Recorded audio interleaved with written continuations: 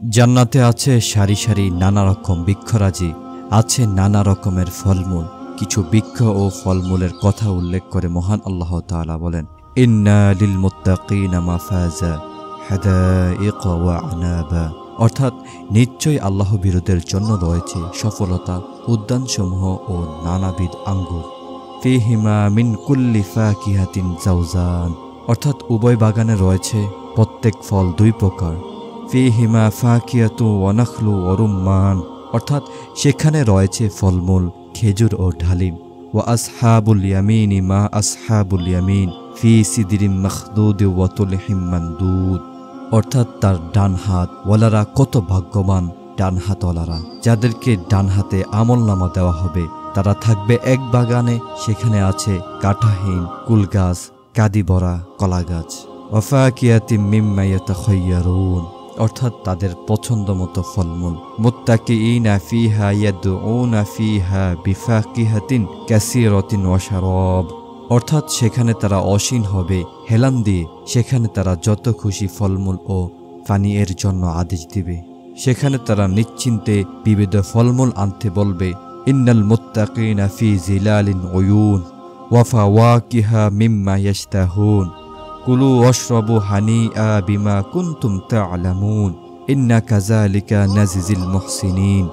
অর্থাৎ আল্লাহ বীররা থাকবে ছায়া ও ঝর্ণাসমূহে তাদের বাঞ্ছিত ফলমূলের প্রাচুর্যের মধ্যে। তোমরা তোমাদের কর্মের পুরস্কার স্বরূপ তৃপ্তির সাথে পানাহার করো। এভাবে আমি সৎকর্মপরায়ণদেরকে পুরস্কৃত করে থাকি। জান্নাতের ফলসমূহের নাম দুনিয়ার ফলের মতো হলেও সেই সবর স্বাদ কিন্তু এক নয়, যেহেতু জান্নাতের সবকিছু অতুলনীয় বেনজির। আল্লাহ তাআলা বাকারার 25 নম্বর আয়াতে বলেছেন, যারা বিশ্বাস করে ও সৎকর্ম করে তাদের শুভ সংবাদ দাও, তাদের জন্য রয়েছে জান্নাত যার তলদেশে নদী প্রবাহিত। যখনই তাদের ফলমূল খেতে দেওয়া হবে তখনই তারা বলবে, আমাদেরকে পৃথিবীতে অথবা জান্নাতে পূর্ব জীবিকা রূপে যা দেওয়া হতো এ তো তাই। তাদেরকে পরস্পর একই সদৃশ্য ফলদান করা হবে। সদৃশ্য এর অর্থ হয়তোবা জান্নাতের সমস্ত ফলের আকার আকৃতি একরকম হবে, অথবা তা দুনিয়ার ফলের মতো দেখতে হবে। তবে এই সাদৃশ্য কেবল আকার ও নাম পর্যন্ত সীমাবদ্ধ, নচেত জান্নাতের ফলের স্বাদের সাথে দুনিয়ার ফলের স্বাদের কোনো তুলনাই নেই। জান্নাতের নিয়ামতের ব্যাপারে হাদিসে এসেছে, এমন নিয়ামত যা কোনো চোখ দেখেনি, কোনো কান শুনিনি এবং কোনো মানুষের অন্তরে তা সঠিক ধারণা উদয় হয়নি। জান্নাতের সমস্ত ফল গাছই 12 মাসে। জান্নাতের ফল এমন মৌসুমি ফল হবে না যে মৌসুম শেষ হয়ে গেলে সেই ফল আগামী মৌসুম পর্যন্ত বিলুপ্ত হয়ে যাবে। জান্নাতের ফল এই ধরনের মুকুলের ঋতুর অধীনস্থ হবে না, বরং তা সদা সর্বদা পাওয়া যাবে। এমনকি আল্লাহ তাআলা বলেছেন, ওয়াফাকিহাতিন কাসীরাতিন লা মাকতুওয়াতিন ওয়ালা মামনুআ। অর্থাৎ প্রচুর ফলমূল যা শেষ হবে না ও নিষিদ্ধ হবে না। আল্লাহ তাআলা আরো বলেছেন, সাবধানকারীদেরকে যে জান্নাতের প্রতিশ্রুতি দেওয়া হয়েছে তার বিবরণ এই রূপ, ওর পদদেশে নদী প্রবাহিত, ওর ফলমূল সমূহ ও ছায়া চিরস্থায়ী। যারা সাবধানী এটা তাদের পরিণাম, আর অবিশ্বাসীদের পরিণাম হলো জাহান্নাম। জান্নাতের ফল গাছের ডালে ঝুলে থাকলেও তা জান্নাতীর হাতের নাগালের মধ্যে থাকবে। তা পেরে খেতে কোনো প্রকার কষ্ট বরণ বা শ্রম ব্যয় করতে হবে না। মহান আল্লাহ তাআলা বলেছেন, কুতুফুহা দানিয়া। আল্লাহ তাআলা সূরা তাহারের 14 নম্বর আয়াতে বলেছেন, সন্নিহিত বৃক্ষ ছায়া তাদের উপর থাকবে এবং ওর ফলমূল সম্পূর্ণরূপে তাদের আয়ত্তাধীন করা হবে। আল্লাহ তাআলা সূরা রহমানের 54 নম্বর আয়াতে বলেছেন, সেখানে তারা হেলান দিয়ে বসবে পুরো রেশমের অস্তর বিশিষ্ট বিছানায়। 2 বাগানের ফল হবে তাদের নিকটবর্তী। জান্নাতের বৃক্ষের শাখা ও প্রশাখা ও পাত্র পল্লবের কথাও মহান আল্লাহ তাআলা আল কোরআনে উল্লেখ করেছেন। এক স্থানে বলেছেন, সূরা রহমানের 48 নম্বর আয়াত, উভয় বহু ডালপালা বিশিষ্ট।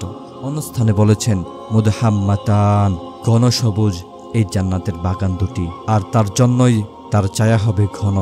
ছায়ার কথা উল্লেখ করে মহান আল্লাহ তাআলা বলেছেন, অনুদখিলুহুম জিল্লালান জালিল।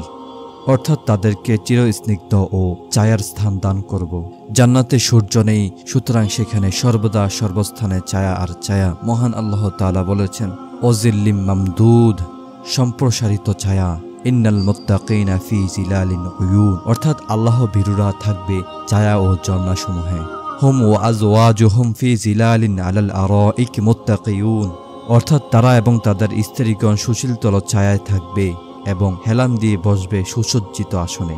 জান্নাতে আছে বিশাল বিশাল গাছ। একটি গাছের কথা নবী করিম সাল্লাল্লাহু আলাইহি ওয়াসাল্লাম বলেছেন, জান্নাতের মধ্যে এমন একটি বৃক্ষ আছে যার ছায়া কোনো আরোহী উৎকৃষ্ট বিশেষভাবে প্রতিফলিত হালকা দেহের দ্রুতগামী ঘোড়ার ছড়ে 100 বছর চললেও তা অতিক্রম করতে সক্ষম হবে না। জান্নাতে তুবা নামের একটি গাছ আছে। এই গাছটি 100 বছরের অতিক্রম জায়গা জুড়ে অবস্থিত। এর মোসা থেকে জান্নাতের বস্ত্র নির্মিত হবে।